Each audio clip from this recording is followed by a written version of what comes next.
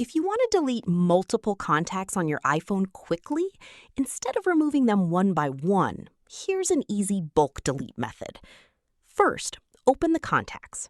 You can also go through the phone app and tap on the Contacts tab at the bottom. Now, here's the normal way. You tap a contact, select Edit, scroll down, and hit Delete Contact. But if you have dozens of contacts, this takes too long. So here's the faster trick.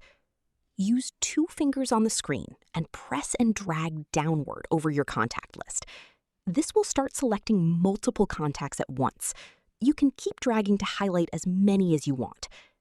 If you accidentally select the wrong contact, just drag over it again with 2 fingers to unselect it. Take your time here. It's easier than it looks once you try it. Once you've selected all the contacts you want to remove, press and hold on any highlighted contact. A delete option will appear, showing the number of selected contacts. Now simply tap delete, and all the selected contacts will be removed at once from your device and iCloud. And that's it. Quick and simple bulk contact deletion on iPhone. Thanks for watching.